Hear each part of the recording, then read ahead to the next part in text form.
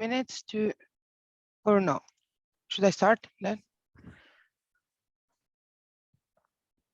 Nobody says anything. No, I think we can wait a little bit more, right? Okay. And then if Jordi is ready, right?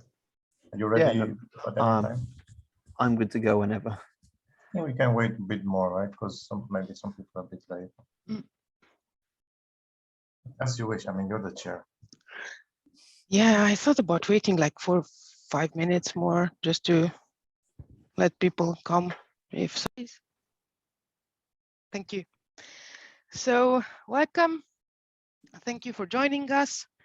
We are Aleph, an analytic philosophy group based in Cluj, but a lot of its members are not from Cluj.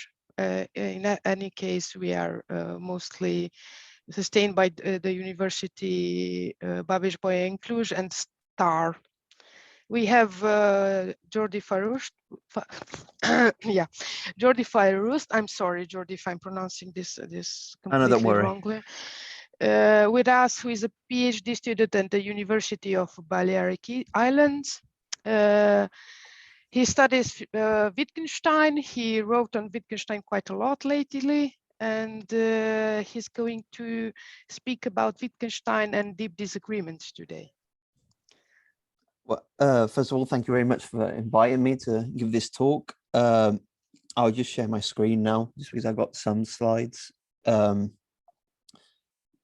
So the first bit, I guess, is just some kind of disclaimer that this is sort of the outline of my postdoc project, just because I'm coming to the end of my PhD and I had to start to think about what to do for future work. So some of the ideas are still quite rough, but I'll welcome any feedback, especially critical feedback, as it makes me sort of better organize the thoughts that I'm trying to defend. And as Nicoletta said, yeah, I'm going to talk about deep disagreements and Wittgenstein. Particularly, I'm going to try and propose a way of rethinking the epistemology of deep disagreements. So for this, first, just consider the idea of like a disagreement between, oh, it's not letting me switch. Now it is. Okay, so deep disagreements generally like these systematic and persistent disagreements that are rooted in sort of contrary worldviews where there seems to be no mutually recognized method of resolution. And this is generally because the parties involve reason and analyze evidence using different epistemic frameworks. And some examples could include things like discussion about the creation of the earth between creationists and scientists, or over the morality and legality of euthanasia between conservatives and liberals, and so on and so forth. And during the past years, philosophers are starting to become increasingly interested in the topic of deep disagreements and trying to make sense of this phenomena. And especially for some reason, well, and since the topic was sort of thought out by following, Wittgenstein has always been really closely related to the topic, especially Wittgenstein's uncertainty. So what I want to try and do in this talk is sort of present a project that studies the epistemology of these disagreements through the lens of Wittgenstein's later philosophy. And the idea is to draw from Wittgenstein's both later philosophical method and insights to propose, motivate, and develop and explore a novel conception of the nature of and epistemology of deep disagreements. And the structure that I'm going to follow is, first I'm going to talk a bit about what are deep disagreements, just so it's clear what I'm speaking about throughout the talk. Then I'll talk a bit about the current state of research, and then some of the issues that have appeared throughout the years and I think that need solving in some way or form. And then the third section would sort of discuss a novel way of approaching this topic, which I think can solve some of the existing concerns and push us towards an interesting way of thinking about deep disagreements. There's also a last section that there's no slide or anything, but it's just talking about some of the social implications of the project that I want to present here, which I'll briefly discuss at the end of the talk. So having said that, I'll start with the first point. So suppose that we meet someone with a worldview which is different to ours and start conversating about and discussing controversial topics such as the morality of euthanasia, the existence of God, or the shape of the earth. Throughout this conversation, it becomes apparent that due to our worldviews, we do not have shared background of beliefs, opinions, and preferences about the topic at stake, and thus we are in disagreement. However, unlike normal non-deep disagreements, it is unclear whether discussion could ever be rationally or rationally resolved. And at times, it seems that we are simply not communicating at all.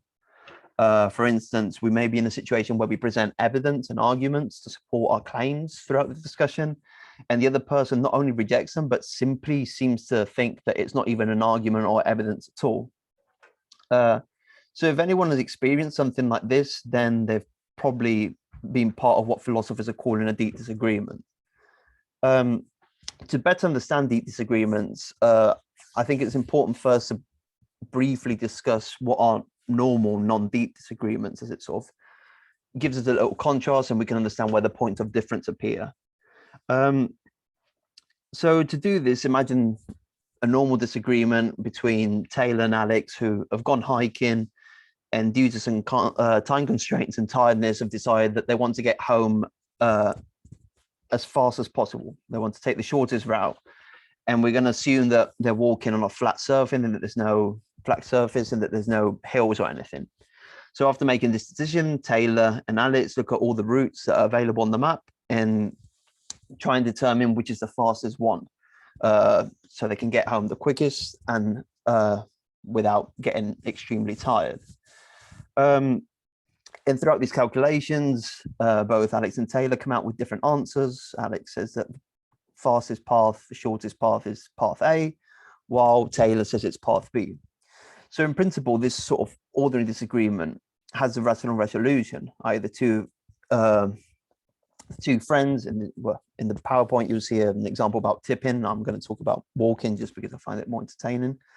And the idea is that there's a rational resolution to this conflict that simply involves replying the reason intuitively, and we can move to change the other person's beliefs in some way or form. So for instance, it might be the case that Alex identifies some errors in his calculations, or Taylor actually shows Alex that path B is 2 kilometers shorter on the map, and so on and so forth. But in any case, it seems that there's a way of clearly resolving this discussion. For instance, they might input both paths in Google Maps and say, well, look, actually, this one's shorter and this other one is longer, so we'll go through the shortest.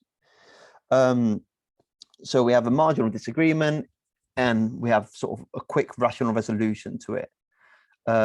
Here's a little note that I think is really important because Fogelin spoke about it, that it's normal disagreements can be intense and unresolvable without being deep at times.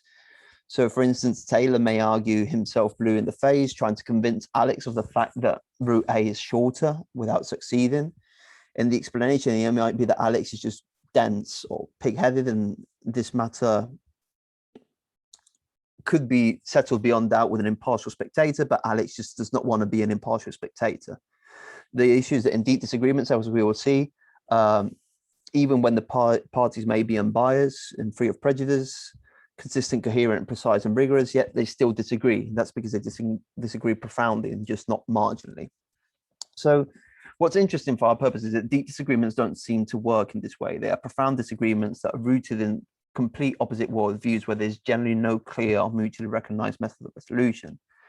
There's a really interesting example that I'll present now that is extracted from a recent paper of Ranalli that simply says that imagine Henry is an evangelical young earth creationist who accepts that the earth is no more than 6,000 years old, and the nexus of conspirational claims as evidence of why scientists have been misleading us about the age of the earth. Henry also rejects the theory of evolution and contemporary cosmology, citing readings from the Bible. Meanwhile, Henry's neighbor is called Richard, and he's a proponent of what we can call the so-called new atheism, and rejects that religious and the young earth creationist views of his neighbor. So in this case, Henry may be a geologist or a scientist and actually believes that the earth is much older than 6,000 years old, and he does believe in the theory of evolution and contemporary cosmology and so on and so forth. So although it's not obvious how we should define the deep disagreement, in this case between Henry and Richard, it would be a deep disagreement over the age of the earth, since one is an atheist and one is a creationist. They have a deep disagreement with conflicting worldviews about a particular topic. This topic is how old is the Earth? Although there's no clear way to define what this deep disagreement is, it seems that there's two plausible markers that can help us sort of identify when a deep disagreement is going on. The first one is quite interesting. That's the ripple effect they cause. So one deep disagreement is generally proxy for many other potential disagreements. So for instance, the discussion between Henry and Richard is not only about the age of the Earth, but rather their worldviews entail commitments for other disagreements, such as the origin of the Earth, the origin of human beings, and so on and so forth. And the other plausible marker for deep disagreements is the fundamentality of deep disagreements. So when Richard and Henry disagree over the age of the Earth, they quickly discover that they disagree over general epistemic principles as well, such as whether scientific testimony and the institutions that foster scientific research are trustworthy, or whether carbon dating is a reliable method to calculate the age of the Earth. Okay, so these are sort of two plausible markers that we can have for deep disagreements and may help us sort of understand when we're experiencing or seeing a deep disagreement. And I hope that sort of creates a clearer image of what I'm going to try and talk about throughout the rest of the talk. So having said that, I'm going to move to the next section. That's just a brief current state of the research that sort of assesses existing Wittgensteinian theories of deep disagreements and some other issues that have appeared with regards to this topic.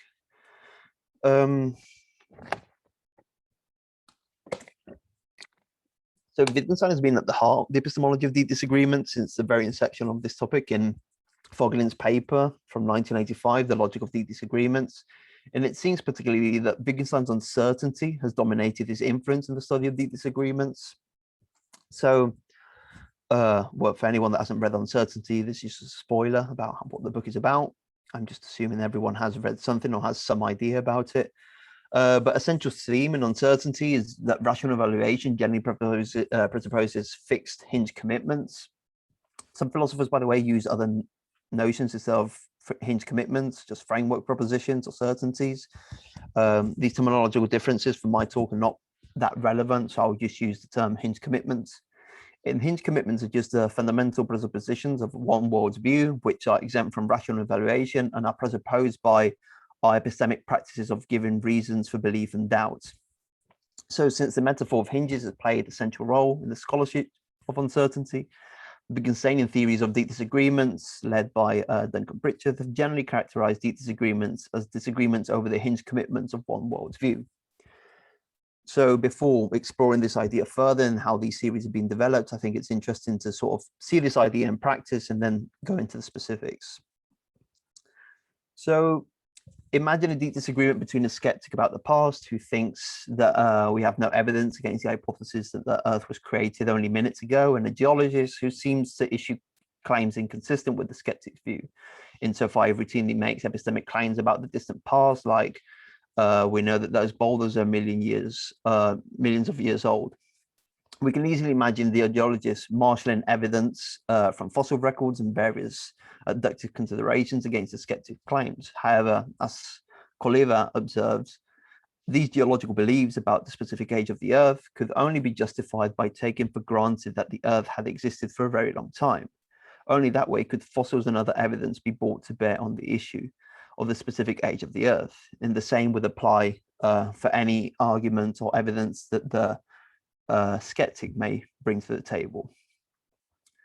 So throughout this discussion, they'll both disagree over the age of the Earth, and they'll seem to marshal reasons for their contrary views as well.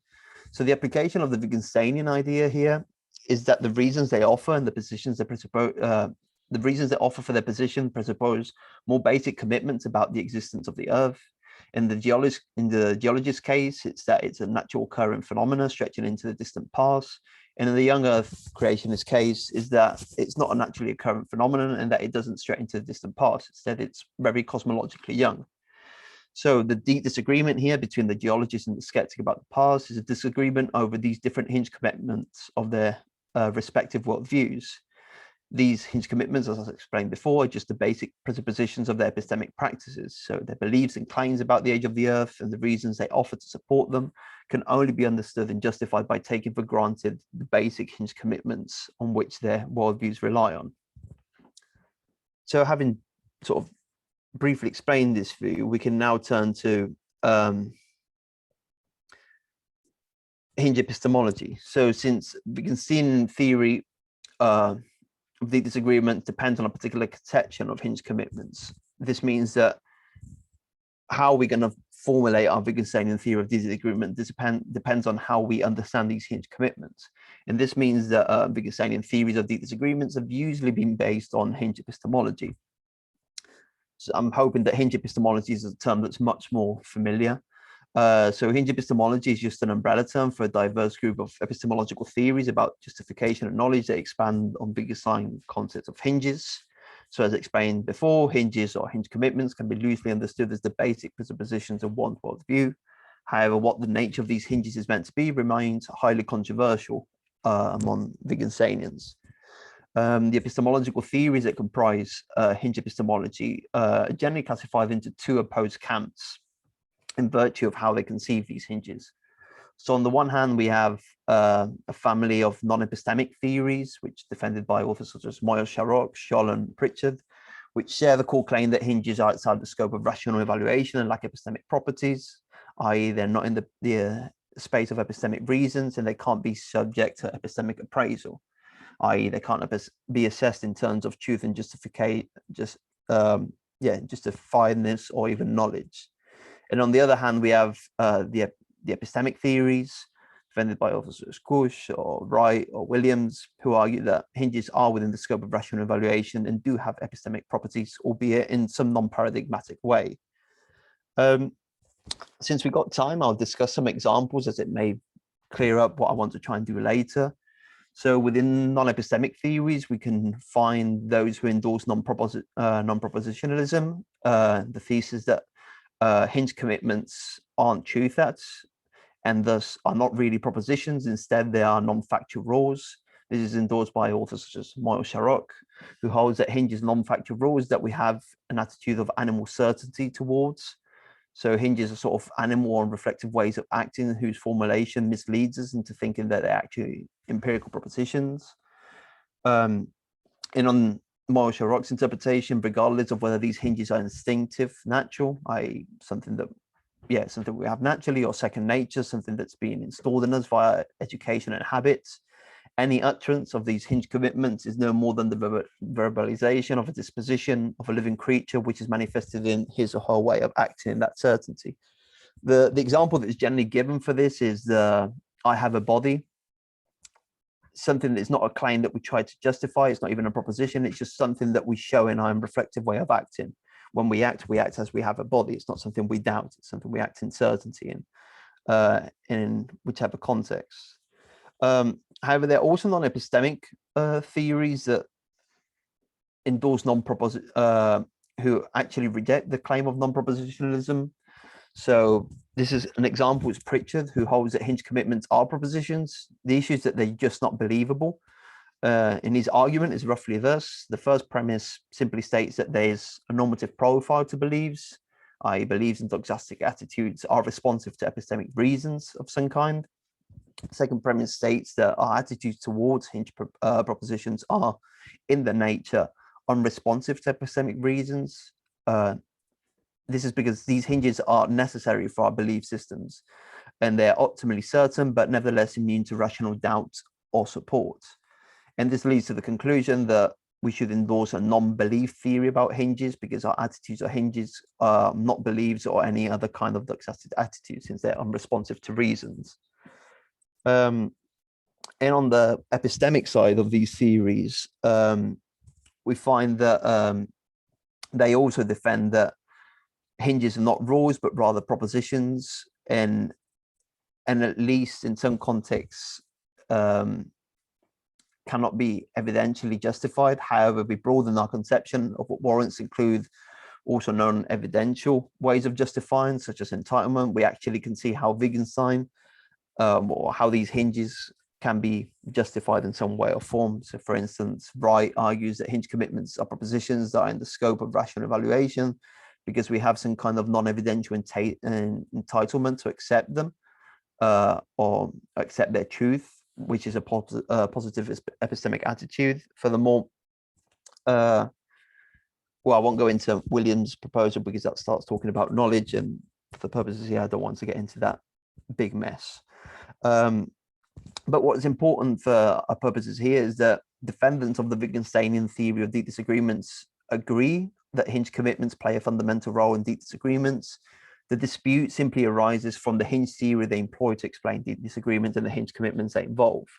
So they will all agree that the case between the skeptic about the past and the geologist is a disagreement over different Hinge commitments. It's just a question of, are these Hinge commitments animal certainties? Are they propositions but just not believable, if we endorse something like Pritchard does?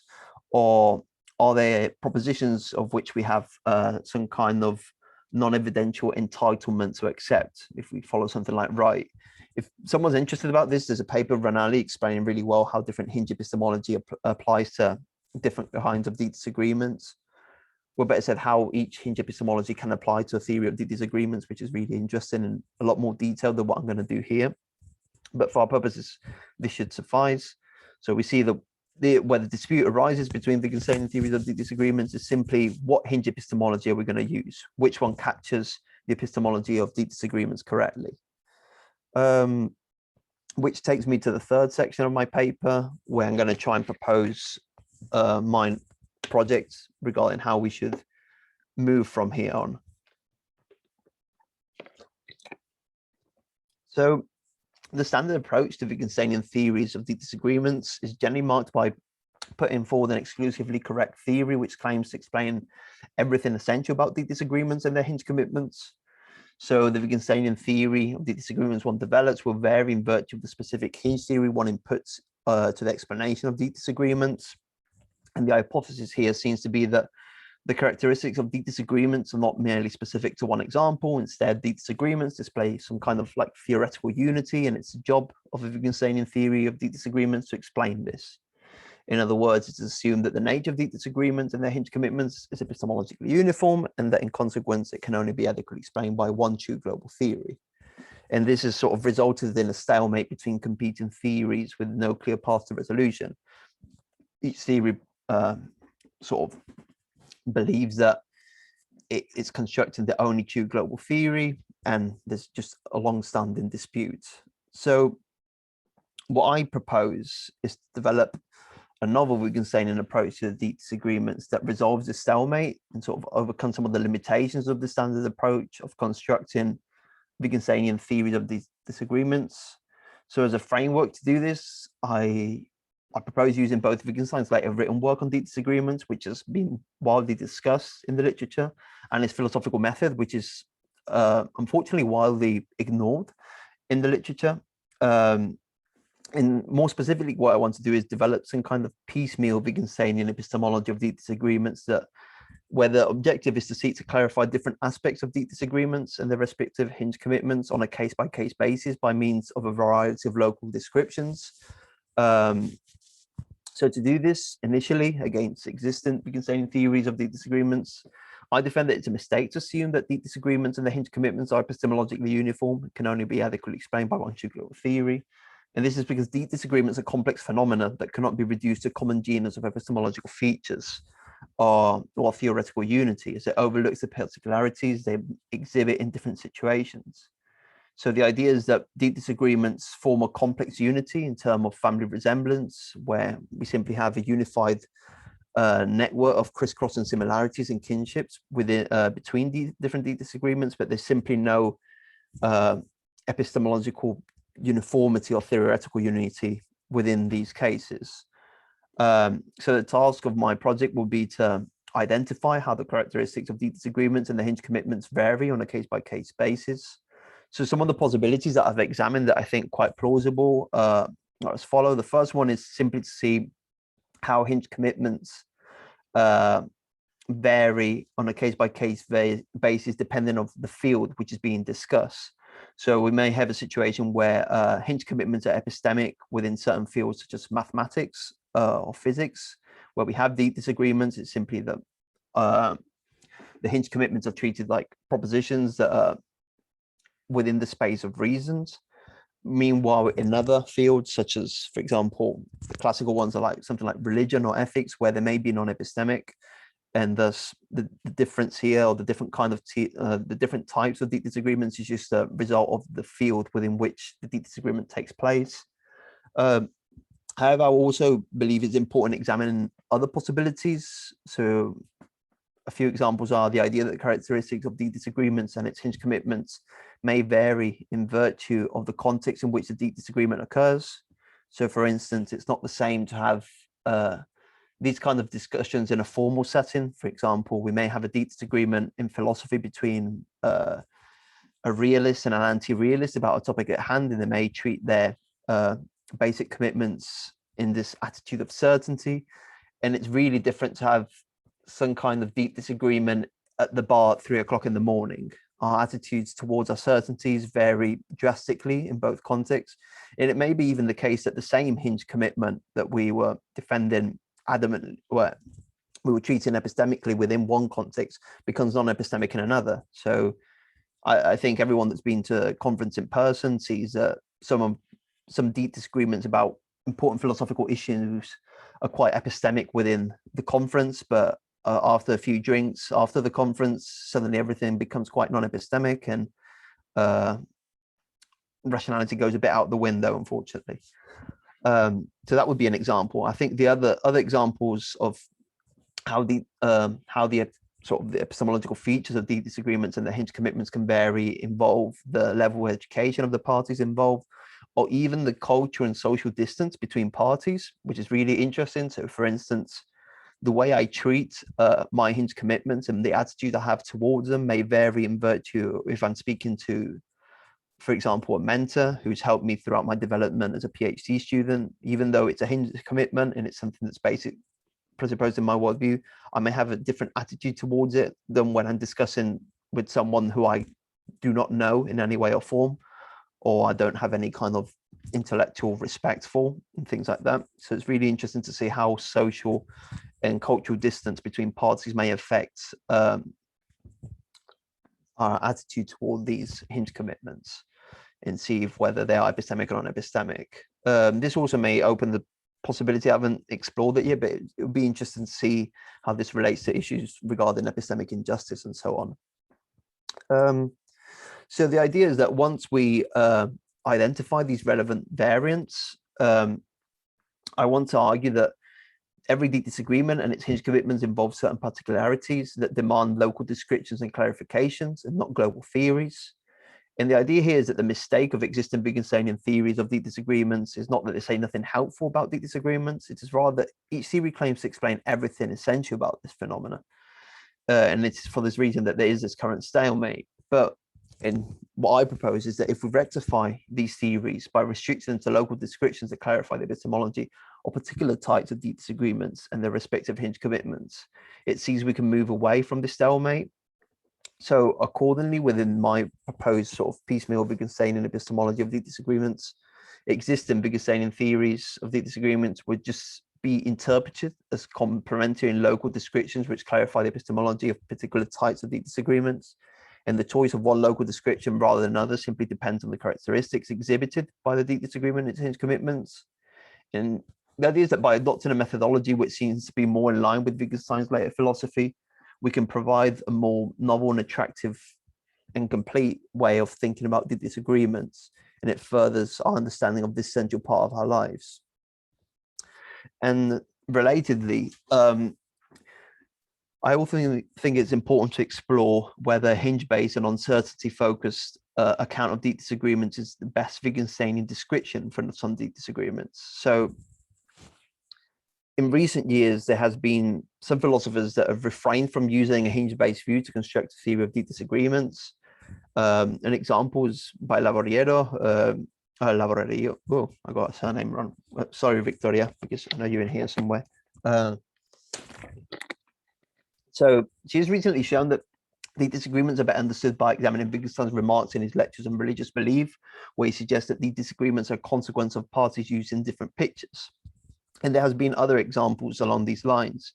So my idea is that it will be interesting to see if there are other notions besides that of hinge commitment, which can help us clarify these disagreements and which are much more useful. More specifically, I want to suggest that deep moral and deep aesthetical disagreements don't benefit from a hinge-based approach, and this relates to work I've done in my thesis, and show that actually Wittgenstein's work suggests that there's other ways of conceptualizing these disagreements which are a lot more helpful. So for instance, in aesthetics, he talks about ideals, and he says that we have aestheticals ideals about what things should be to be beautiful, and so on and so forth. And when we have a clash or a deep disagreement in aesthetics, it's generally because we have conflicting ideals that come into play. In aesthetics, and a lot of time in ethics, he talks about ethical outlooks or ethical systems and how these conflict as well and how they generate disagreements. So the idea is just to broaden our toolkit to clarify these issues instead of just restraining ourselves to one particular notion with one particular understanding of that notion. And by broadening sort of our understanding of deep disagreements, we may get a better understanding of what's going on in these peculiar things.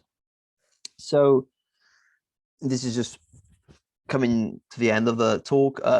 Throughout the paper, I've proposed what I believe is a novel Wittgensteinian way of understanding the epistemology of deep disagreements by resorting to both Wittgenstein's written work on deep disagreements, which, as I explained, is quite discussed in the literature, and his philosophical method, which unfortunately has been neglected.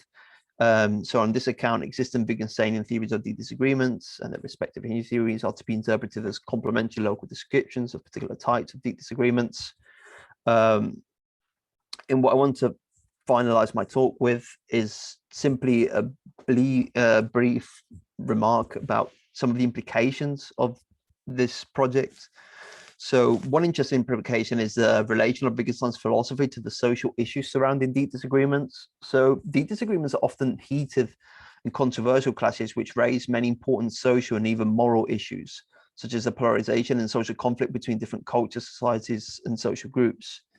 So what I want to try and do with this project as well is exemplify how a piecemeal Wittgensteinian epistemology of deep disagreements can contribute to addressing these social and moral issues. So as a framework here, I mainly resort into Rupert Reed's most recent interpretation of Wittgenstein's method. It's in a book published in 2021, in case anyone's interested. And he basically interprets Wittgenstein's philosophy as liberation, which intends to highlight the social importance of Wittgenstein's philosophy. And the basic idea is that Wittgenstein's liberatory philosophy is philosophy that can liberate the user from compulsive and destructive patterns of thought, and it frees us towards possibilities that were previously obscured.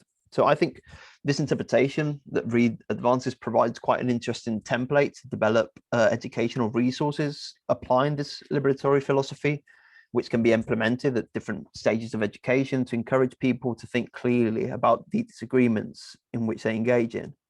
For instance, by resorting to this kind of Wittgensteinian liberatory philosophy, we can teach people how some of their disagreements are deep disagreements over different presuppositions, such as hinge commitments, that frame the basic structure of their worldview, thereby clarifying the source of the disagreements they have and the social conflicts and the polarization they often entail. In turn, the clarity achieved through the implementation of Wittgenstein's philosophy, I believe, could liberate these individuals from compulsive and destructive patterns of thoughts they may have and guide them towards a more open, respectful way of thinking about multicultural deep disagreements they engage in. For instance, I think the clarity that they achieve can help people to appreciate how the basic structure of their belief system is akin to that of other parties involved in the deep disagreement, thus liberating them from certain preconceptions and implicit bias that they may have against other cultures or societies or social groups. And although this may not result in a resolution of a deep disagreement, nor do I intend to resolve deep disagreements, I think at least what it can promote is to think more respectfully and act more respectfully when engaging in these kind of discussions. That is, it can allow us to combat prejudice through opening new possibilities, new lines of thinking, which were previously obscured, and thus progress towards some kind of intellectual freedom and integrity, and diminish the polarization and social conflicts that often stem from these disagreements. Thank you very much for listening, and I'll be delighted to hear any feedback.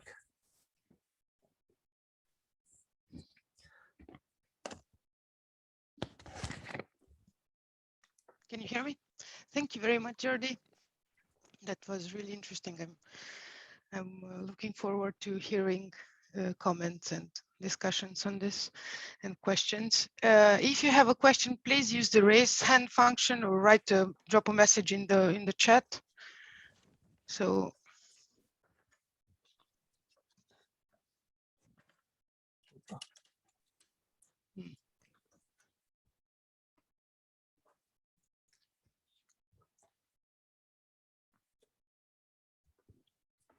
Okay, done. Okay, I start us off. Can you hear me? Yeah. Okay, thanks a lot, Jordi. Okay, so I mean, I love this idea of this like pluralist attitude that you have, and I think, I mean, I don't know how familiar you are. I also work on disagreements, but in a different area, right? Disagreements about predicates in semantics, basically predicates of taste and all that. And there's been all this debate of what exactly disagreement is. You know, do we have like a coherent notion of disagreement you know, is there something like that people have that philosophers should capture? Maybe not. You know, is this one notion? Are there several notions? And I think at least one view generally, I mean, lately one view of one of the people who has worked on this a lot, John McFarlane, he's gone pluralist. Like, okay, we have all these notions of disagreement. They apply to different areas of discourse, right? That's one disagreement for one type of disagreement for objective discourse, and the other for other types of discourse. Anyway, so yeah, so that's, I mean, I like that. That's pretty cool. But I'm wondering, so I guess the question that I have is, because you kind of like limiting yourself to how did you call them? WDDD. Okay. Yeah, Wittgensteinian theories of the disagreements. Right. So, and I mean, I understand, of course, that that's your focus here, and you want to go pluralist about that.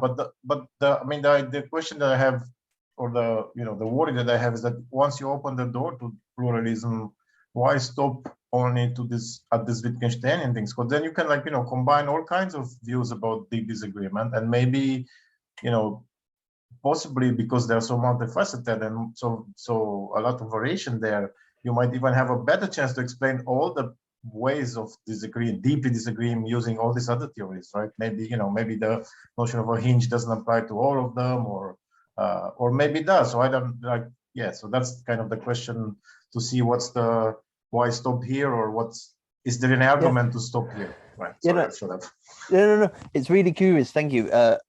It's good that you've reminded me, because for some reason in my notes I crossed out the sentence where I actually addressed this issue. So in theories of deep disagreements, there's generally sort of two main views currently, that are the Wittgensteinians on the one side, and then there's sort of this fundamental epistemic principle view. And I do not intend to limit myself to only Wittgensteinian. I think that the idea is that this project in theory could integrate any kind of explanation. I guess the only limitation that I would put on is I want to avoid anything that postulates itself as an actual philosophical theory, just because of the implications of Wittgenstein's method. And the idea is simply move towards a better understanding of something through clarification instead of constructing a theory. But that's just things that can be addressed in some way or form. But yeah, I think there is no stopping to what can be included, which I think can be good, but it can also be dangerous. But I'll have to sort of manage how that works. But yeah, the idea is that, as Wittgenstein did with every topic he engaged with, although this may be helpful in one context, it may not be helpful in another. So we just got to simply pay attention to what we observe in each case, and just choose what is more adequate for the object we are studying, and not just a general theory for everything. But yeah, I definitely think that I should include more than just the Wittgensteinian side, because yeah, but thanks. No, thank you very much for the question. Thank you for I reminding mean, me that. if I may just comment 1 second. Of course, I mean, a lot depends on the examples. I mean, you've talked about examples, but it would be nice to see like prototypical examples of 2 different types of deep disagreements, for example, because then you can have a handle of, oh, this is this type and this is the other type. And I mean, precisely for the reasons that you mentioned, I mean, I think this is not a trivial task. It's going to be really difficult to like put everything nicely in these little labels, right? And then, of course, because presumably types go with whatever types of theories as well, and then you kind of the whole picture is kind of moving a little bit. So it's going to be difficult. But yeah, I mean, I believe in you. Thank you. Yeah, no, the idea is to do it slowly. Like, for example, currently I'm working with a friend that he's currently in Paris, and we're going to try and develop some kind of account for some types in only disagreements in mathematics, because that's where his areas of expertise are. And I sort of got the Wittgensteinian background, and we're going to try and work on that. But yeah, it's a lot of work, but I guess if I propose a postdoc with not a lot of work, I don't think I'll get any positive reviews. But yeah, it is really demanding, and the idea is that I don't think it can exhaust all we can say about deep disagreements, but at least it can sort of install some kind of methodology which can be employed by everyone, and just instead of fighting against each other to say who's right, let's just take for granted that we're all right about different things and just try and get something interesting going. Okay, fair enough. Thanks a lot. Like,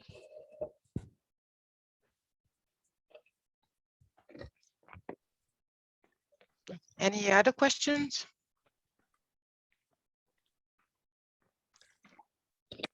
So we have a comment here. VTDD reminds me of the story of the 6 blind men and the elephant from Jain philosophy. Would you like to comment on that? I don't know what it is, unfortunately. I'm slightly ignorant about that. If there's any clarification, I can comment about it. I have to admit I have no idea what this is referring to either. So it's like 6 people stay on an elephant in different places and they don't know what it is, and it's like, oh, it's this, it's the other. Yeah.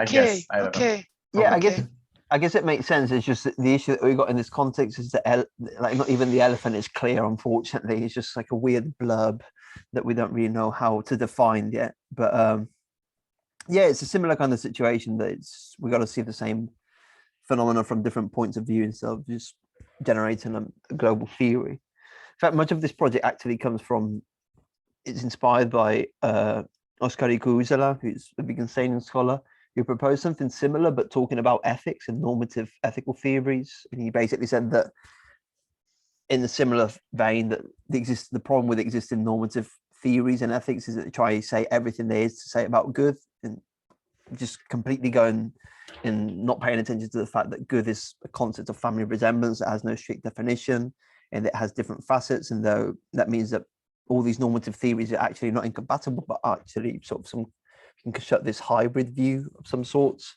which is really interesting. It's just sort of going against the idea that good forms like a strict unity that we can define. But yeah, it's just a methodological way that I think is a bit more interesting.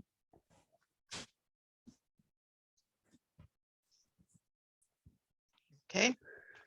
We have a question from Ciprian. Hello. I'm not sure whether because I couldn't couldn't hear all the presentation due to some personal motives.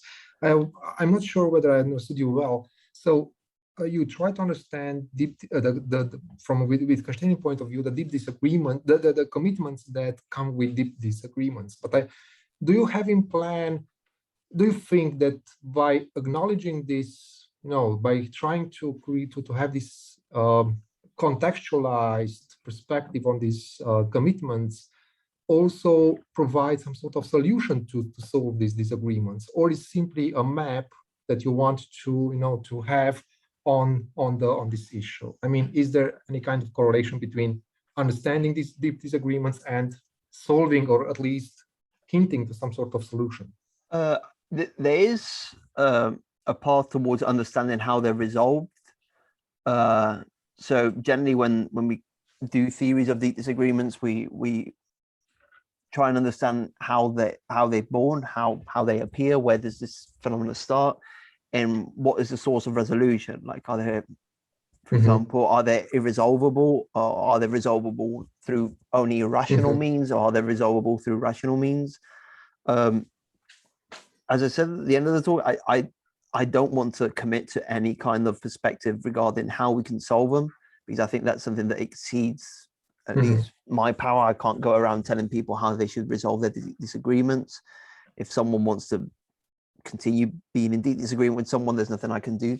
But it's by analyzing how these different Hinge theories apply to a deep disagreement, it does give us some kind of perspective regarding whether the deep disagreement is resolvable or not, or how we can resolve it, and so on and so forth. Again, this is really well explained in a paper from Ranalli from 2021. I think it was published, I think it's either in Baboy or in Synthes, and it sort of addresses how, and that's why I haven't gone into it in much detail in the talk, it addresses how each Hinge epistemology can actually lead to different conclusions regarding the resolution of deep disagreements and whether they're rational or irrational. Or, for instance, I think it's in the case of Miles-Sharrock's and the idea of animal certainties, it seems we're committed to the idea that they're not resolvable. Meanwhile, in other views, it seems that we have some kind of rational resolvability for the deep disagreements. So yes, again, it would be complex. The only thing I don't want to commit to is actually resolving them myself. That's something that I do not have the power to, or the strength. But can you say that if that disagreement can be solved, in a sense, it wasn't that deep, or you shouldn't go there? Well, initially it was like when Fogelin in his 1985 paper, he seemed to be committed to the idea that they were just not resolvable, and that was it. That was one of the features they have. The issue is that it seems that deep disagreements can have some kind of resolution. So, for instance, imagine in our formative years, we've been settled in Christian family, and we have Christian values and so on, and we have a deep disagreement with, let's say we move to another country and we start arguing about certain issues such as the age of the earth, and we've still got our Christian values, and no, the earth has got this many years. It seems that in that context, even though it's a deep disagreements, we could be influenced to think about it differently. How this is done, where it may be done through irrational means and sort of persuasion, or actually by putting rational means and sort of providing evidence. I think it's the idea that they're completely irresolvable is, I think no one except Fogelin actually promotes the idea anymore. And it's because it seems we have examples of deep disagreements that over time, actually they have solved it in some way. It's a different question if they've been resolved by like actual rational means, or whether they can only be resolved through some kind of persuasion or some kind of other irrational way. But or simply by dissolution, like I mean simply by dissolving the problem by, I don't know. Yeah, that might be the case as well for some. Okay, thanks. Yeah, but thank you very much for the question. That's actually very interesting. I'll try and include that because I forgot. Thank you very much.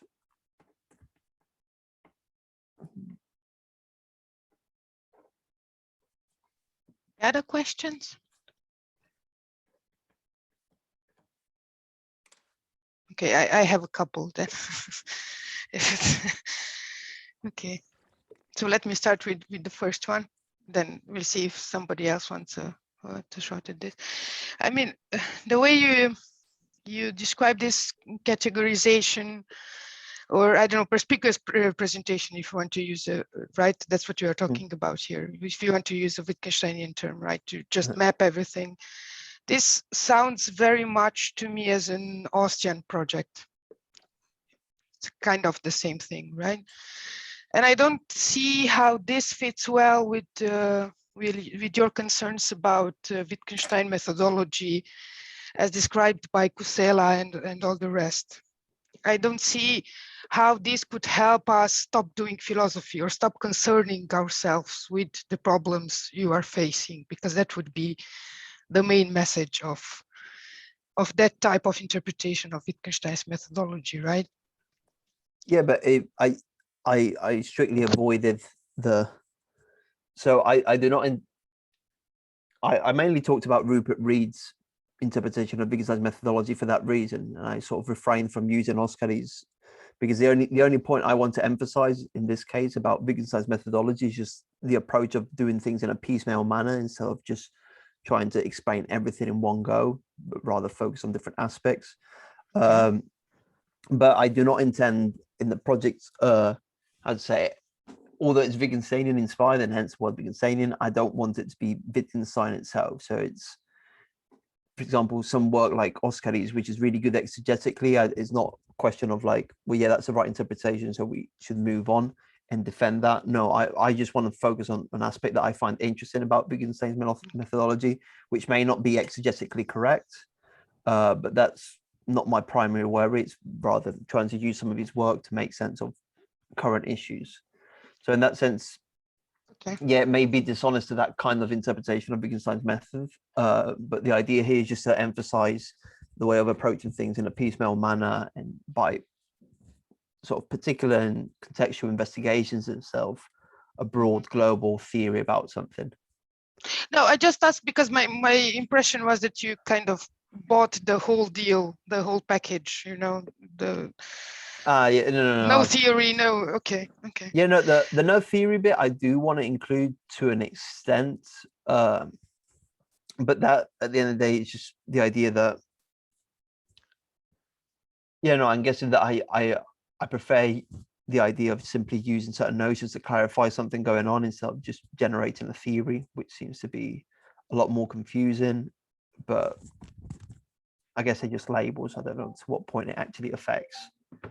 Yeah, no, it's so it would be a sort of charting, I don't know, unknown territories and giving some kind of unity to everything that's happening, right? And that would be theory in the end, but it's not quite theory because it's yeah, no, it's a weird thing. I'll have to make sure on the notion of theory, but yeah, it's just the idea of using that idea of local descriptions of describing how particular things happen and using certain notions to clarify rather than construct a theory. Whether I fall into theoretical implications, I'll have to see as I go on, and I'll make sure to avoid it. But thank you for bringing that up, because of something I may overlook. And I do have one more question, if that's okay with everybody. I was wondering, how does this relate to relativism in the end? I mean, yeah, that's, yeah, no, go on. The first one was a Wittgensteinian question, but now I have more. I mean, this is really great, but where do we draw? I mean, between elucidations and just putting forward a sort of relativism in which everybody holds on to his own view about hinges and goes on with that, and we all agree to disagree in a way. So I guess you're asking about relativism in the sense of the parties involved. Like, are we defending, like, is one of the implicit commitments of the project the idea that there's some kind of relativism between disagreeing parties in a disagreement, or within philosophers thinking about the disagreements? So no, I'm not asking if that's something you assume. I'm asking, actually, my question was if this could be a conclusion of what you say or of your project. And I'm mostly thinking about, I don't know, stuff like Rorty and things like this, you know, if that could be something that in the end your project could give Rortian type philosophies help, a hand, a helping hand.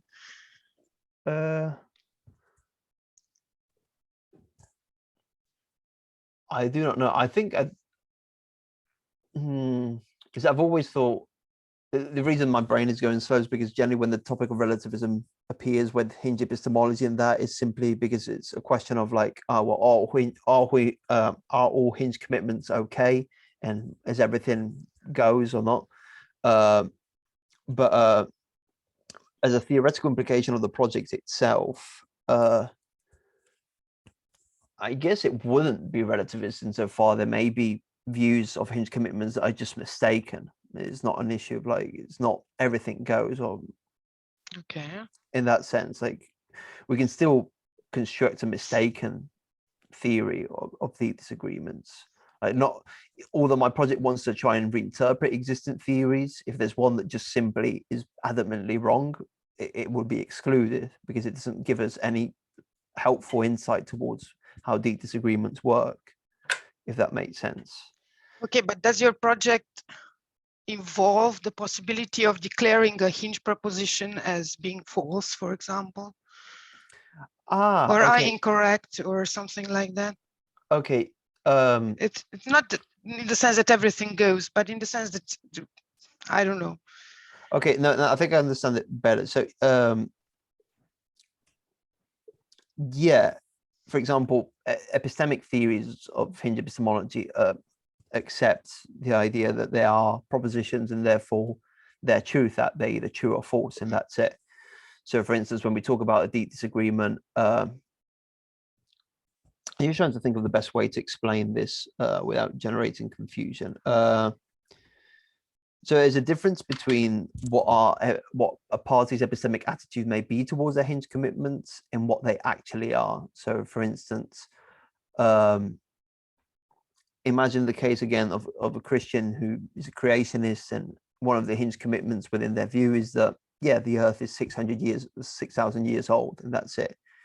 And imagine that he treats that certainty as an animal certainty, as something that's non-propositional, and it's just a sort of this non-factual rule that he takes for granted. The fact that he has that attitude towards that certainty does not invalidate the idea that theoretically we could reject relativism and say, well, no, it's false, but his attitude towards it is one of a non-epistemic attitude that treats it as a non-factual rule and not a proposition. But outside of how he views his own hinge commitment, we can accept that actually that's a false statement and leave it there. So in theory, that's not incompatible. I've not explored whether I want to endorse it or not, but the fact that two parties disagree and that they have non-epistemic attitude towards their certainties does not exclude the idea that one of them may be wrong. Okay. Even though he's not willing to accept it, he may be wrong. Okay. If that makes sense.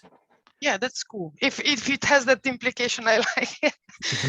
Yeah, no, it's not. I don't want anything go that since there's deep disagreements, and no, it's the fact that we have a certain attitude towards our hinges does not mean that is the case. So it's, yeah, I guess that makes sense. It mainly involves that separating attitude. Like, what I'm mainly concerned about is describing our particular attitudes towards our hinge commitments or any other notion that we may use to explain deep disagreements. But sort of in a Wittgensteinian style, I'm not going to tell you what's right or wrong. That's for someone else to determine. But and how that works is another thing. But I just want to describe and sort of better understand what's going on in these disagreements and clarifying any kind of issue that may appear. Okay. That's thank you. Okay. Anybody else?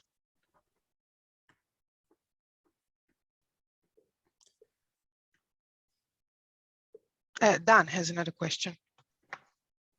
Yeah, it's actually well, I mean, it's just a question out of ignorance, of my ignorance of Wittgenstein. So you said at some point in one slide that Wittgenstein thought that aesthetic and moral disagreements are in some way. What exactly was the, like, what are they according to Wittgenstein, and what was the implication for this view that you're proposing? Okay, so just to bring it back, so the idea there, what I was trying to defend is that the description of certain disagreements don't seem to benefit from this sort of hinge-based view. So I was talking about, okay, Victoria's paper talks about how when we talk about religious disagreements, Wittgenstein seems to favor other notions which seem to do a better job of clarifying what's going on. And the two examples that I wanted to talk about were both about ethics and aesthetics, which I discuss in my thesis, and I've sort of written on, and I see that he does not use the term hinge. He avoids the use of the note certainty, and he uses other notions. So, for instance, in the case of aesthetics, he generally talks about ideals.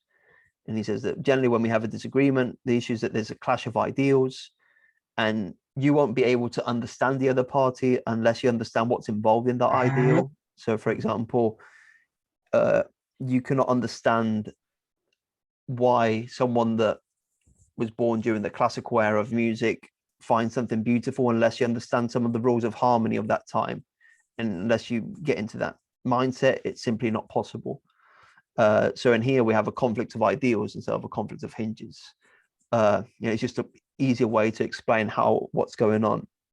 And in the case of, again, I don't know if this applies to all aesthetical disagreements, but at least to some examples, Wittgenstein used that notion and it seemed to provide a better explanation. In the case of ethics, he sometimes speaks about ethical systems or ethical outlooks and how that affects the way we sort of tackle disagreements.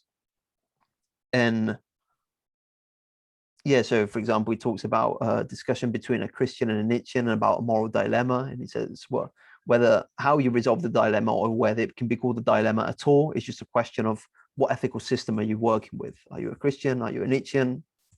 That leads to really different solutions. In fact, when he talks about moral disagreements, he even uses other ways of talking about the debate. So for instance, he also, similarly to how he does in religion, he talks about pictures and he says that we're picturing facts in a different way.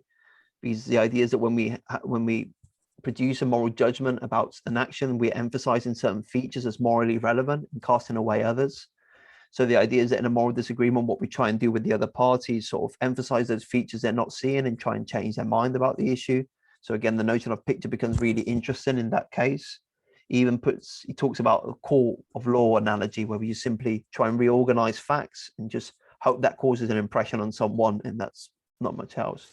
But yeah, them are the examples. Just a way of seeing that Wittgenstein didn't talk about hinges all the time. Right. I mean, of course, well, so now the question is, are those things that he talks about that they're not hinges, I mean, can they be are they like hidden hinges somewhere? Because I'm thinking, if there's a moral disagreement, there's at some point, well, but of course depends on how you spell that out, but like, let's assume that we agree that moral disagreement is propositional, and then it turns out that you end up, disagreeing in some super general propositions like principles or whatever. And everything more, well, so you kind of like stop there, right? So there's no more where to go. So you can go from like particular to more general, but then you stop to get to these big things, right? And so those are not like hinges. They could not be interpreted as hinges for him. That's the point. And the aesthetic case, I don't know what it'd be like, probably some fundamental sensibility of sorts or whatever, I don't know. But like, that's the question. Okay, he doesn't talk about hinges, but like, can they be interpreted as hinges in some way? Because if they not, I mean, I'm just asking this because not, then he's already a kind of pluralist that I was worried about, right? Because it's like goes behind hinges, right? I mean, it's still Wittgensteinian, but I guess the best solution to it, what I would give, is that, again, talking about hinges or talking about ideals or talking about whatever's at stake, at the end of the day, we're not sort of postulating these are like entities that are actually in people's heads and so on. It's just a way of trying to clarify what's going on. And it's just simply that it seems that the notion of ideal is a bit more coherent or more useful in that case. But yeah, I never thought actually if there's something behind it and whether that logically there's quite a lot of sort of overlap when he talks about ideals and when he talks about hinges. The way he treats them sometimes are pretty similar. But again, there would just sort of be different, I don't know, philosophical tools to talk about a deep disagreement that are similar in some way or form, but have small differences, and that's what makes a change. Right. So it's like as well when he talks about the metaphor of the riverbed, and that's also really extremely close to the idea of hinges when he's talking about the shore and the rock solid bit. And it's like, again, there's not a lot of difference with the idea of hinge commitments. It's just a way of emphasizing different aspects that might happen in different deep disagreements. And it's just that a notion allows us to better put these views out than another. Yeah, got it. Thanks. Just weird Wittgenstein stuff, unfortunately.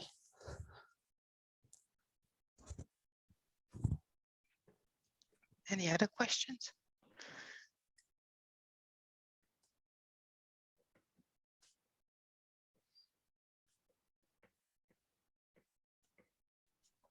I can add something else, but it's a bit far away from the project that you're. Sorry. No, should. You sure? Like Yeah. nobody else? Is nobody else? So I mean, this is, and I mean, maybe it does not really apply, but one worry that people have with this pluralist approaches, right? So let's take one example that is kind of known, this pluralism about truth, right? You have this issue, what is truth? Well, it's that, and then you go to a different, like this is supposed to work across the board, but then it turns out like, well, look at moral disagreements. That's not about truth or whatever, or aesthetic disagreements, or the kind of stuff that we discussed. Or it's like about truth, but in a different way or something like that. It's not like, correspondence could be something else, all this stuff that we learned in the university. And then some people say like, wait a minute, why don't we have, something that is a pluralist notion? Truth is this and this and this or whatever. And then it applies to certain, again, of course, the issue, how it applies to particular cases, that again comes up. Is it like a variation in context, is variation of domain, and all this stuff that you talk about, right? So that's pertinent there. But then people started, when it comes to, I'm trying to pull you towards the language part of the issue, right? So if you have something like, so there's this argument that if you have a pluralist view, it's important to have a type of pluralist view that kind of preserves the validity of certain arguments, right? So if I say, if I have an argument with a premise that is factual, and I have an argument with a premise that is moral, and presumably to these different areas correspond to different notions of truth. So then I have a conclusion that it's like maybe mixed or one of them. How does truth get preserved, right? So that's the issue this pluralists have, right? So now, I mean, for you, what would it be? How would that work? If you have, let's say, A and B disagree, and C and D disagree deeply, whatever, but then they are in different contexts or different areas. You apply different notions of disagreements. Could you say that both A and B and C and D disagree? That's the kind of issue that I mean, maybe what I just formulated is stupid, but it's hopefully you see the concern, right? Because you will need some preservation of disagreement at a semantic level or something. And if you have this pluralist view, I mean, I'm not saying that immediately transforms into a meaning pluralism, but that's kind of the usual. Does it make sense? Yeah, no, I guess the issue that you get into is that we need some kind of criteria to determine actually what's a deep disagreement in every context without it being different things in different situations. Yeah. So we need all of them to be deep disagreements, and we need to explain why they're all deep disagreements. Exactly. Yes. I guess some of the solution is that there's certain, like when I was talking about what is a deep disagreement, there's certain markers that seem to be plausible for virtually all deep disagreements. So for instance, it seems that all deep disagreements are generally systematic and persistent, which means that systematic is that involve a clash of epistemic frameworks, and persistent is just that ripple effect that I was talking about, that generally they're not isolated, unlike normal disagreements, which tends to be marginal, but rather sort of one disagreement serves as a proxy for another. So this means that it seems that we do have certain features that coalesce within virtually all deep disagreements. It's just that we don't have a set group of features that are whole for all deep disagreements. I guess a proper answer to this and a proper solution will involve exploring Wittgenstein's notion of family resemblance a bit more, and so in that, okay, there's what makes him a deep I thought you might say that. Yeah, no, it's the cheap way out. I tried to not get there quickly, but yeah, the idea would just simply to see that, like, well, what makes them a deep disagreement is actually we can connect them through similar cases, and they're actually sort of similar to other, although they may have some kind of defining feature which separates them from the other. But actually providing some kind of essence of deep disagreement is going to be really hard. I think there's been attempts in the literature, and I just think although it may serve for a lot, it may not serve for all. So we just got to be cautious and say, well, look, instead of saying these are features of deep disagreements, and just say these features are common in deep disagreements, but we may find rare cases that for some reason don't fit within the mold, and just try and explain how they're similar to others and what this, like, where the difference starts. But it seems that there are features that, Like, for example, we also need them to be disagreements, regardless of whether they're deep. They need to seem to fulfill some criteria for being actual disagreements and not something else, which is even a bigger problem, because that's a bigger notion. But yeah, cool. I mean, fair enough. The question is a bit too much anyway. I mean, I just want to point out that in the literature about truth, people talk about, as you might know, of course, about strong analytic pluralism and weak analytic pluralism, right? yeah, The strong is like there is no notion that is, you have just like this 1 to n notions of truth, but there's no like encompassing notion that falls under or something. Whereas for the weak version, like, okay, we have all these things, but they somehow fall. There's also this big notion of truth. Whatever it is, probably super minimal, right? The minimal it is, the better can catch, the others or something like that. So anyway, I don't know. Yeah. I know. I guess that the latter option seems more interesting. That there seems to be some kind of things that are repetitive in deep disagreements. It's just it's hard to put a definition to them, just because there's other elements that may vary, and therefore there's no strict definition. But yeah, we could. They are sort of like interrelated and have similar kind of practices. It's just a question of trying to nail that down. Yeah. Okay. Thanks. But no, thank you very much for bringing that up. That would be really interesting.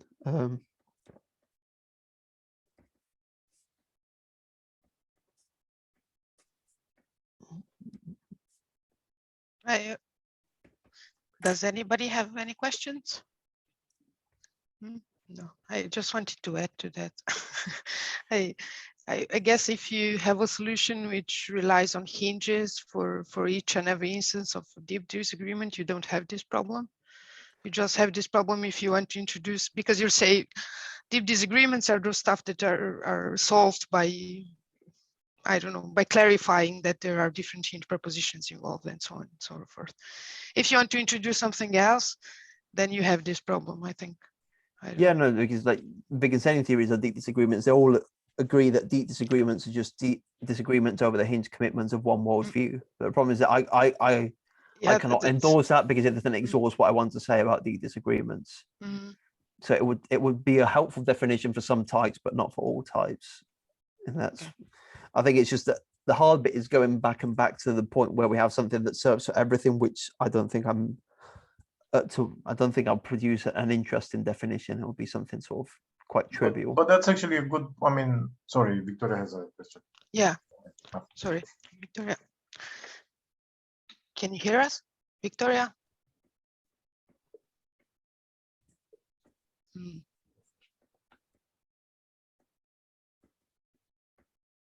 Hello?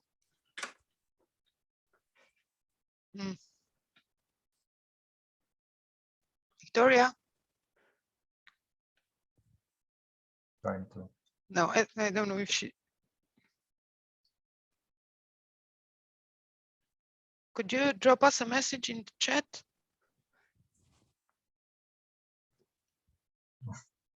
No. Okay. I think you can go on then. Done. Well, she, yeah. Or maybe you can, I don't know how to fix. You can try to fix. Yes, we can't hear you, Victoria. Well, anyway, what I wanted to say is that this discussion that you two had, that seemed like, because there's always hinges, whatever you do, there's always hinges, maybe of different types and so on and so forth. But that's maybe an argument not to go like behind Wittgenstein and pluralistic or something. Because at least you solve this problem is you don't have it. Like, so I think I agree with Nicoletta that this problem doesn't appear so much, at least if you have a stronger grip on what the disagreements are. Okay. If we agree that if we just take hinge propositions as a solution, then it's a hinge for everything. But I mean, you could go down the road of what Dan suggested. In the end, it's not that. I mean, even if he speaks differently of ethics and aesthetics and everything, you could also say, I mean, you could go down the road in which you said, hinge propositions are propositions which are always true, tautologies, for example, and we just use them in inferences to make a point. And that's the same in the case of aesthetics, the same in the case of morals, the same in the case of physics and mathematics and all the rest. I think you could go down that road as well. And that was actually kind of a question for you. if you also thought about implications such as, I don't know, how we make inferences, how we make logical deductions, what's the role of hinges, deep disagreement, and inferences and logical deductions, and all the package that comes with this, you know. Yeah, no, or how does this whole area fit in your project, or if it does fit at all? You know, I definitely have to examine how it does fit, because there's a lot of written about the logic of deep disagreements and down that road, and it would just be a question of analyzing it in a sort of interesting manner. Hard to come up with solutions now, but yeah, I definitely think it's going to have to involve careful attention to what happens in each kind of, like, different types of these disagreements, and if we have a certain attitude, how does that affect sort of the logic of the discussion and disagreement and so on. But I'll definitely make sure to not jump that step.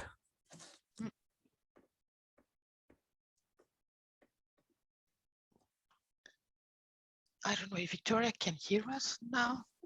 Can you hear me? Yes, Yes. yes, it works now. Sorry, Yay. I didn't. No, it was my problem on my end. I didn't have the mic on. I'm so stupid. Anyway, I just wanted to say that, yeah, regarding to what you were saying before, that the problem about hinges is that they are so not so undefined, and so there are so many accounts, and they are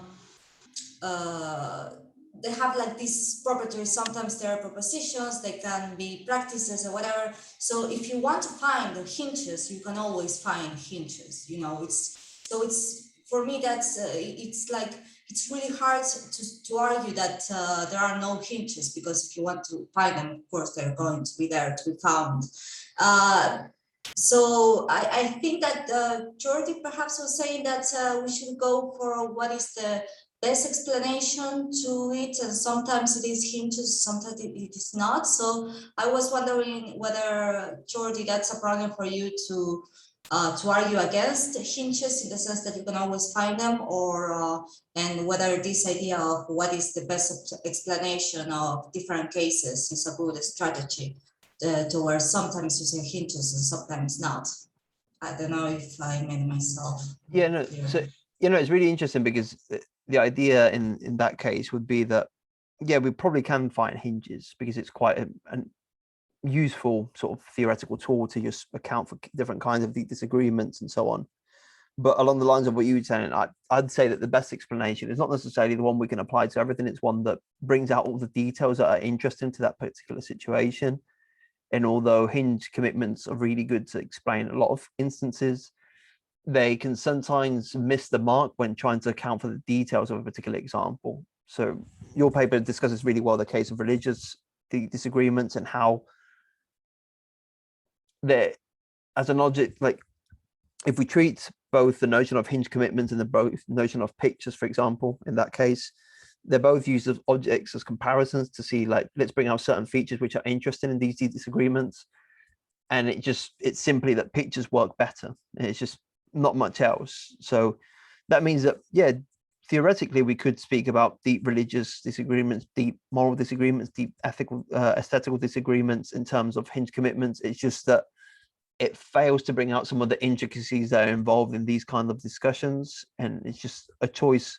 The choice of the best explanation is simply that one which allows us to bring out more level of detail and sort of clarify under sort of issues regarding that case better than the others. Yeah, I think I completely agree with that. So we did this idea of like trying to understand it and not trying to just generate a model and then try to have everything fit that model. I have this intuition that perhaps I'm wrong, that there is like a strong tendency towards propositional attitudes in analytic epistemology. Maybe that's obvious, but you know, and that can be an explanation towards this idea of hinges. And I don't know how to argue against that intuition. So maybe it's also like a deep disagreement between philosophers, that we just see different models in the same examples. Yeah, no, we'll have to do a paper about deep disagreements within the literature of deep disagreements to make sure to do that issue well. Just become meta.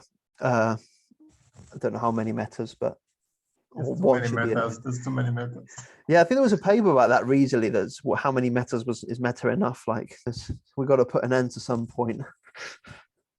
I'm sorry I just was curious. I'm sorry I didn't read your paper, and Victoria, I have no idea what you. And I just like to get to better understand what's the difference between a hinge and a picture, because you used the concepts, and I'm not quite sure I grasped them correctly. Jordi, do you want to answer? I put the paper in the comments, but it just basically analyzes some of the issues of it. I'm not going to explain it because it's your paper, so I'm not going to mess that one up.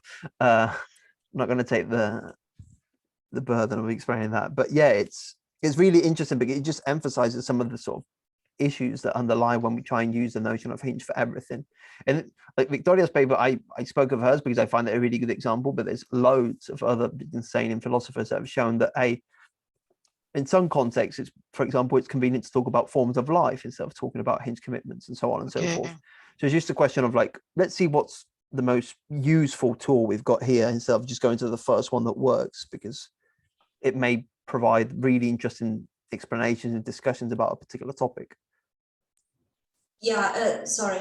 About pictures, very, very briefly, I think of pictures as analogical conception. So it's more like how do you conceive a certain field more than a proposition that can be a belief. So it's more of an organizational pattern of a given domain. So it's much more wide and difficult to grasp in a single proposition. So it's kind of this field as if it, or in terms of another thing. But I just wanted to point out that I agree with Jordi about this idea that it can be pictures, it can be hinges, but it can also be like forms of life. Vogelin talks about deep disagreements as difference in forms of life, and I think that we should pay more attention to that. And also differences in language games, like the paper of Goddard and Brenner talks about different language games, and I think that's also really interesting to find out more about. But couldn't all these things work together in the sense that, I don't know, pictures, hinges are just part of forms of life, or of language games, or of pictures as you define them? I don't see why there's need to. It seems to me that you're kind of making a contraposition between them, in the sense that if you have hinges, you can't have pictures. If you have hinges, you can't have forms of life. And I think they can work together. I mean, I think even for Wittgenstein, they work together with no problem. I mean, it's just different ways of speaking of the same thing, but identifying them differently in a way.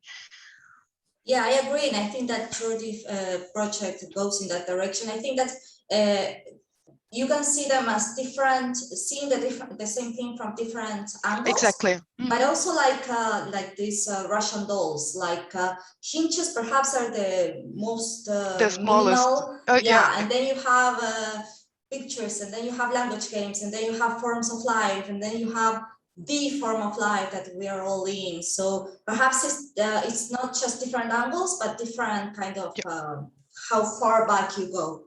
So, but yeah, I completely agree that if we take them as different levels of abstraction, we come back to the problem we had before when we were saying, you know, hinges can't explain anything. Yes, they can. It's just that they can explain at the level of abstraction where they work. I mean, you might need to explain hinges afterwards by going up on the levels of abstraction, but I don't think we need to exclude hinges. I mean, I don't know. Well, it's more than excluding. Sorry, because I just had to answer the doorbell. No, and since I've read Victoria's paper, I thought I could jump the explanation. Yeah, no, I'm sorry, I'm on uncharted territory here, but I just no. But it's the idea is that you can use them, but if there's something that's theoretically more useful and more clarifying, why talk about hinges? It's not excluding them. Like, you can use them. Like Wittgenstein, there was loads of notions that he says, well, you can use it to clarify that. I wouldn't do it personally just because it's not the most useful tool that we've got when discussing this particular topic. And that's the idea here, that, yeah, we can still talk about hinges in aesthetics, we can talk about in ethics, wherever you want, but it's maybe not the way that we're going to get the most out of that particular case. That's not because hinges in any case have some kind of propositional connotation, because that's the problem, right? Well, there's also non-propositional accounts that are sort of... Yeah, there are non-propositional accounts, but in the end, the idea is anyway that that's a sort of a thing or proposition or an assertion that you can use in a discussion, right? I mean, you can assert that thing in the end, even if you don't call them, let's not call them proposition, let's call them assertions and stuff that we use in discussion, right? And of course, if you go with Wittgenstein's idea, the aesthetics and morals and everything is not really stuff that we discuss about. It's stuff that's not in the realm of assertions, let's say, or discussion. Then okay, it's not good to use hinges because that's not really a domain which we explain by talking about it. But that's Wittgenstein's intuition, and he's not always convinced about it, because you can find a lot of stuff in Wittgenstein when he's actually says that moral propositions exist, mathematical propositions exist. So there's always an oscillation between admitting that I'm using proposition in Wittgenstein sense now. I'm not using it in the contemporary sense, you know, but he does admit that we can speak about morals. He doesn't admit it in Tractatus, but later on and in the middle period and so on. And even in the investigations, you can, even if he doesn't say it directly, it follows from the investigations that you can actually talk about morals. There's no ban on it. So that's why I don't understand why we should leave out hinges in the case of morals. I mean, that's the only reason I can think of, because we were saying, Victoria was saying before that it's like the whole structure is like a Russian doll. You know, you have hinges, then which is the basic structure. Then you have, I don't know, forms of life, language games, forms of life, and the form of life we all live in, right? And the only reason why I could assume that we shouldn't speak about hinges in certain domains is because we shouldn't speak about those domains, or we shouldn't debate them, or we should just, I don't know, accept them or something like that, you know? Not necessarily. It's just maybe that, for example, let's jump out of ethics for a second and go to aesthetics. He generally talks about the notion of ideal because he seems to find it a lot more intuitive regarding how we explain what happens when we have a disagreement in aesthetics. It's just, well, different parties have got different ideals of what beauty is, and that makes them have different views about it. Could we conceptualize that in terms of hinge propositions or hinge commitments? Yeah, but the reason he avoids it, well, one of the reasons he avoids it is because the text is from before uncertainty. So that's one of the clues. But the other clue is that he maybe just finds that the notion ideal, for instance, may avoid all these controversies about is it a proposition or not, or is it so on and so forth. It's like, well, no, we're talking about ideals. This is more useful. It allows us to bring out certain elements which are a lot more interesting with regards to aesthetical discussions, and that's it. It's not leaving out the other option. It's just saying maybe this is not the most useful. There's something that's better. It doesn't mean that you could use it probably, and it probably generate an interesting account, but it's not the best way to try and approach that topic. It's the same as when he has it when discussing, I don't know, I'm just trying to think of examples that he so for a lot of times he tries to emphasize the expressive component of third person psychological sentences, and then other cases he says this is not really convenient, because this is not what's going on, something else is going on, let's move away. And I guess it's the same kind of idea that is like, yeah, we can still conceptualize them in a similar manner, but it's just no longer useful here. That doesn't exclude the idea that there may be aesthetical disagreements and moral disagreements that actually it's better to talk about them in terms of hinge commitments. I don't want to make a general claim about everything. It's just that some moral disagreements and some aesthetical disagreements will benefit from these other notions. I think my problem comes from the fact that my intuition is that ideas, ideals, and all these things that you're talking about, for me, are at the level of forms of life. in the distinction we made before. You know, it's just a different level of abstraction in regards to Hinge propositions. And of course, in a domain like morals or aesthetics, it's easier to say our disagreement is based on different ideals, because we come from different forms of life. It's much more evident than in other discussions like in physics or mathematics or all the rest. That's kind of the way we proceed. No, we reach that and then we say, okay, the problem is on a much deeper level of abstraction than that we are relying on right now. So it doesn't make sense to go ahead and discuss about it. In physics, maybe it's different because we do discuss at the Hinge level, and that's where the debate usually occurs, right? And the passage to, or the step to forms of life, it's much more difficult to make than in the case of I don't know if this makes sense, but I may be rambling right now. I think one of the only issues I see is that ideal is not that general of a notion as it may seem in Wittgenstein's work. So his notion of ideal is quite specific. It's about particular aesthetic rules that one may follow in a given time. So that means that different forms of life will have different ideals, but within a form of life, different individuals may have different ideals of what constitutes aesthetical beauty. And it's a lot more specific of a notion. It's not that abstract, if it makes sense. It's quite concrete and it's really specific. So when he talks about ideal, he says, what's the ideal of like musicians in the 1800s in Germany? It's like really specific, like what's their ideal? How do you understand music? What rules of harmony involved in that specific time frame? So yeah, I don't know. It's just a question of what's more useful. There's not much more to it. I don't want to exclude other views. I'm just saying that sometimes we may benefit from other approaches that are not Hinge based. Since Wittgenstein had his vocabulary is a lot more rich than just Hinges. So let's just give merit to the rest of the work and not Hinges on its own. There's enough Hinge Epistemology and Hinge Epistemology books that sort of bring out the other sides and bring new books. Yeah, but I worry that really Dan has a point, and we could just go on and chart everything and give it a name, and then the question is, okay, but how long, for how much can we stretch all this? You know, it's like, as long as it needs, it's not the yeah, but I mean, the longer you're missing the final mission of it, it's like the longer it is, the longer the postdoc's going to last. That's the idea. More funding, more years, more years in work. Is that Wittgenstein official view? No, that's my one. Okay. That's an argument I don't even want to compete with, because it makes perfect sense. I can't afford to go in a hut in Norway. I've got to try and find a job. We have to publish something. Victoria wanted to intervene, right?